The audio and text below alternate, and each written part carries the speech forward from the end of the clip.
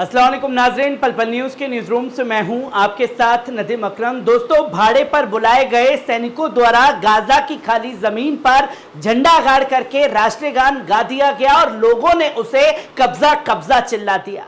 पर असल में जिन्हें भाड़े के सैनिक बुलाने के लिए जरूरत पड़ रही है वो भी ये दावा कर रहे हैं कि भैया गाजा पर कब्जा हो चुका है। पर कुछ ही देर बाद हमास के लड़ाके एक वीडियो सर्कुलेट कर देते हैं जहां कब्जा कब्जा चिल्लाया जाता है, जिन्हें कुछ ही लोग देख पाते हैं। उसके कुछ ही देर बाद बड़े लेवल पर एक वीडियो सामने आता है और उसमें यह दिखाया जाता है कि जो लोग राष्ट्रीय गान गा रहे थे वहां इजरायली सैनिकों को टैंक समेत उड़ाने का काम हमास के लड़ाकों द्वारा कर दिया गया है।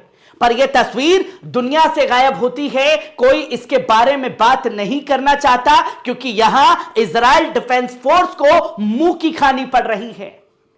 और इसी के साथ साथ कल भी ऐसा ही एक वाकया सामने आया जहां बेंजामिन नेतन्याहू ने 4 घंटे के लिए इस जंग को रोका तो दुनिया में हल्ला मचा दिया गया कि इंसानियत के लिए एक बेहतरीन कदम उठा लिया गया है।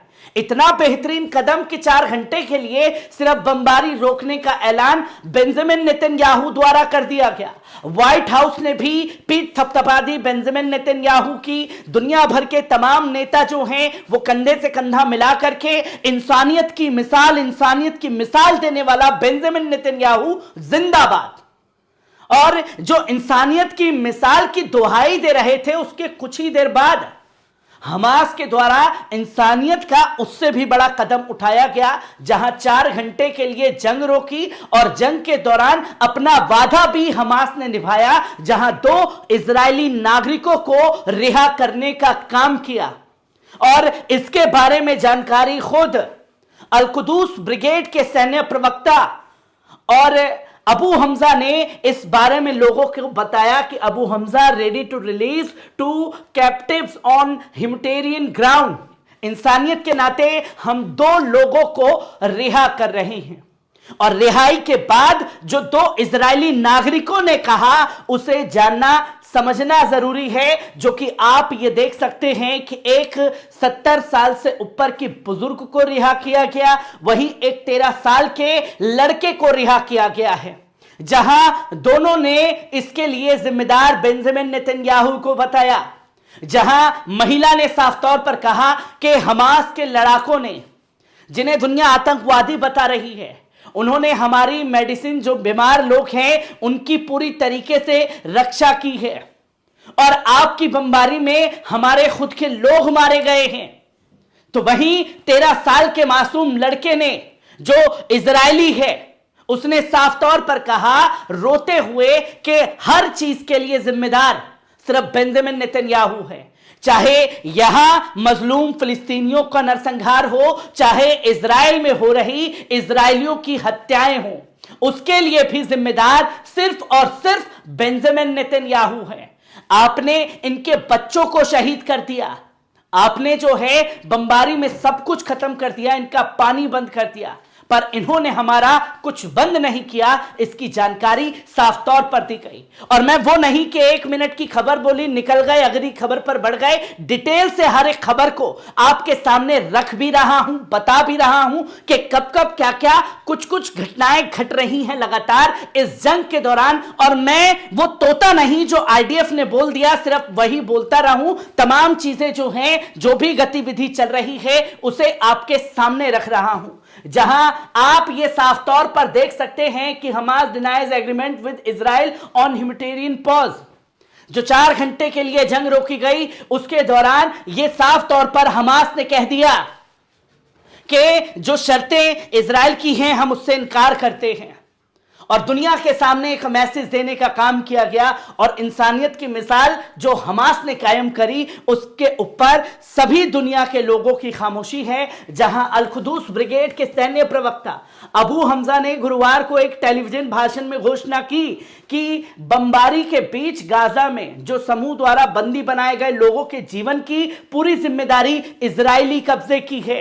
जो लोग हमारे पास हैं उसकी जिम्मेदारी इजराइल की है कि वो कैसे इस चीज को लेता है।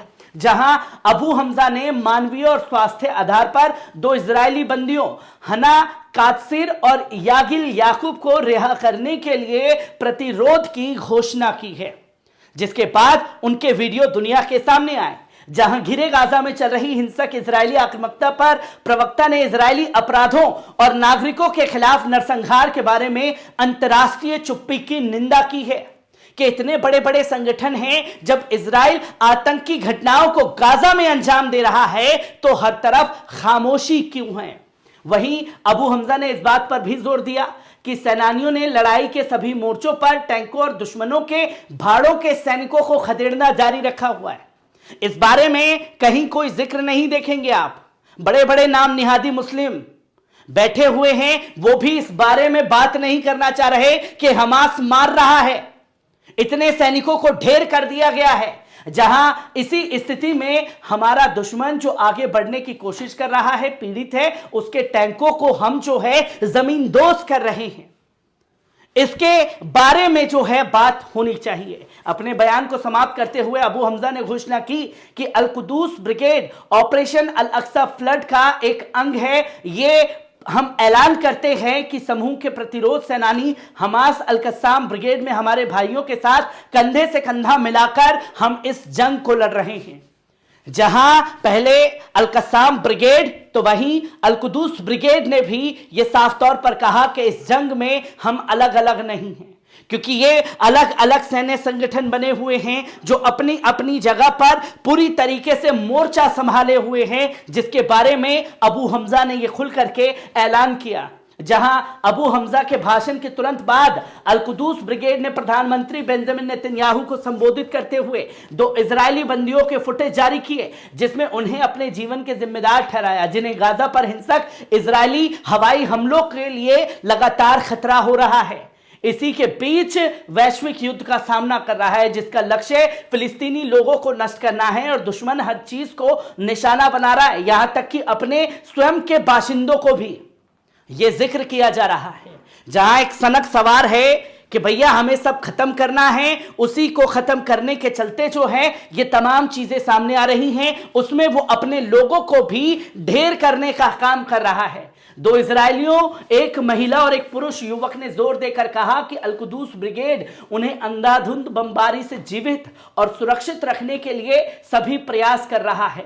उन्हें भोजन, दवाएं, कपड़े सहित सभी बुनियादी जरूरतें प्रदान कर रहा है, उनका इलाज करा रहा है और सम्मान के साथ उन्हें रख रहा है, जिसका जिक्र कहीं नहीं है। और इंसानियत की पीठ थपथपाने वाले कल व्हाइट हाउस को इन बयानों को सुनना चाहिए जो साफ तौर पर यहां बड़ा ऐलान कर रहे हैं। हर एक तस्वीर को आपके साथ साझा करता रहूंगा। दीजिए इजाजत, शुक्रिया।